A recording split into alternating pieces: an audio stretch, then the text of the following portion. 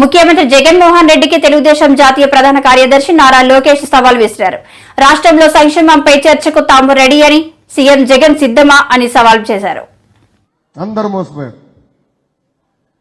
ఏ ముఖ్యమంత్రి అయినా ప్రమాణ స్వీకారం చేసిన తర్వాత అభివృద్ధి సంక్షేమ కార్యక్రమాలు చేస్తారు.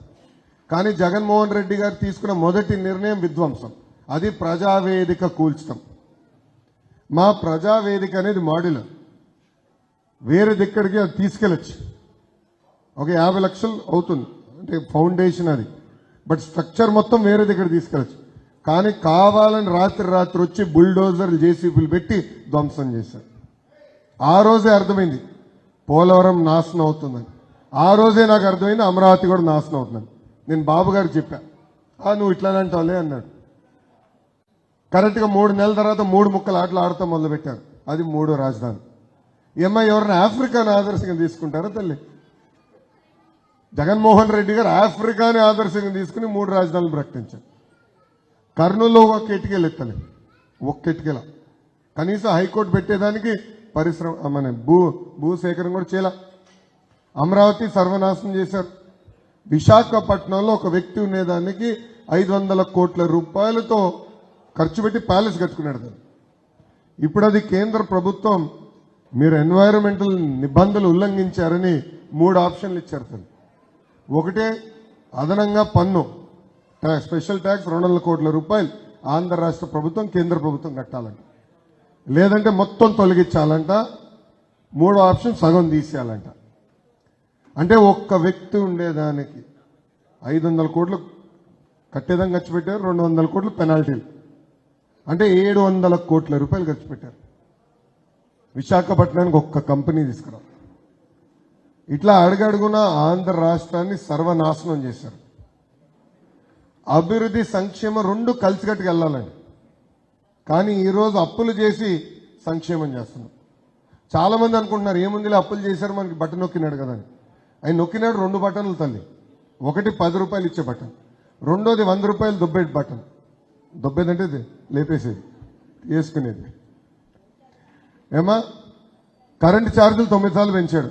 బాగా వచ్చిన కరెంటు బిల్లు ఈ నెల అందరికి బాగా కాలింది.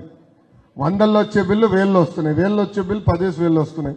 చిన్న పరిశ్రమలు ఉంటే వారు షాపులు ఉంటే 10,000లో వచ్చే బిల్లు ఇప్పుడు లక్షల్లో వస్తున్నాయి.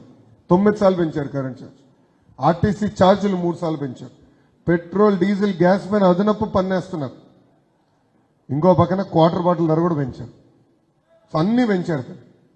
దానివల్ల ఈరోజు మధ్య తరగతి కుటుంబాలే కాదు, నిరుపేద కుటుంబాలు కూడా చాలా ఇబ్బందులు పడుతున్నారు. అందుకే పవన్ అన్న చంద్రబాబు గారు కలిసి బాబు సూపర్ 6 హామీలు ఇచ్చారు. దాంట్లో మీ అందరి దృష్టి తీసుకొచ్చేది మొదటి హామీ, అది తెలుగుదేశం జనసేన భారతీయ జనతా పార్టీ ప్రభుత్వం ఏర్పడిన 5 సంవత్సరాల్లో 20 లక్షల ఉద్యోగాలు కల్పిస్తాం. 20 lakh జాబ్స్. సింగిల్ ఎజెండాతో మేము పనిచేస్తాం. ఏగం పడుతున్నాయి. లేదంటే రోజుకొక కేసు. నా పైన కూడా 24 కేసులు పెట్టారు తల్లి. మొన్నటి వరకు 22 అనుకున్నా. మళ్ళీ అఫిడవిట్లు వేయాలని ఆర్టీ వేస్తే ఉచితంగా 2 కేసులు ఎక్స్ట్రా ఉన్నాయి నా పైన.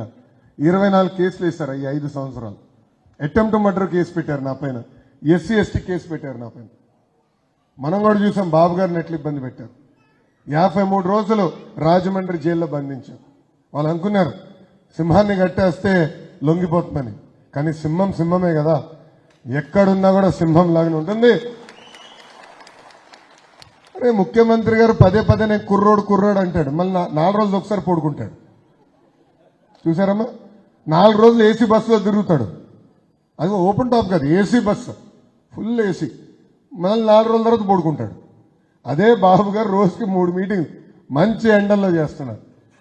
అందుకే చెప్పా జగన్మోహన్ రెడ్డి గారు, ముసలోడు ఎవరు కుర్రోడు ఎవడంటే ఒకసారి తిరుపతి కొండ ఇద్దరు ఎక్కుతారు తేలిపోతున్నావా రా బా అన్నారు. బాబు గారు వయసులో పెద్ద ఉండొచ్చు కానీ హార్ట్లో యంగ్స్టర్. అహర్నిశలు ప్రజల గురించి ఆలోచించే వ్యక్తి. స్కిల్ డెవలప్మెంట్ కానీ, ఫైబర్ గ్రిడ్ కానీ, రాజధాని కానీ అనేక అభివృద్ధి కార్యక్రమాలు అమలు చేశారు. అమరావతి పనులు కానీ వీళ్ళు కొనసాగించుంటే, కొత్త పనులు చేయాల్సిన అవసరం, కనీసం అమరావతి పనులు కొనసాగించుంటే ఈరోజు కనీసం 1,00,000 మంది అక్కడ పనిచేశారు మినిమం. 2019 ఎన్నికల్లో కరెక్ట్ గా 21 రోజుల ముందల సంక్షేమ అభివృద్ధి కార్యక్రమాలు మంగళగిరి ప్రజెంట్ చేశారు. చేనేత సోదరులు ఆదుకునేదానికి సొంత చేనేతల ఆదాయం రెట్టింపు ఎట్లా చేయాలనే దానిపైన ప్రాజెక్ట్ చేశారు. మన పిల్లలు పనిచేయడానికి ప్రతిపక్ష పార్టీ అభ్యర్థులు ఉంటూ నేను ఎంత కష్టపడ్డానంటే రేపు అధికారంలోకి వచ్చిన తర్వాత ఎంత కష్టపడతాను ఒక్కసారి అమ్మ దేశం అంతా గుజరాత్ మాట్లాడుతున్నాను, నేను వైనాట్ మంగళగిరి మాట్లాడుతున్నాను. అభివృద్ధి సంక్షేమంలో అన్ని రంగాల్లో మంగళగిరి నంబర్ 1 లో ఉండాలి. భారతదేశం అందరూ మంగళగిరి వైపు చూసే విధంగా మంగళగిరి మోడల్ తీసుకొచ్చే బాధ్యత నాది. అమ్మా ఇక్కడ చాలా స్పష్టంగా బ్లాక్ వారిగా ఈ పార్క్ కానీ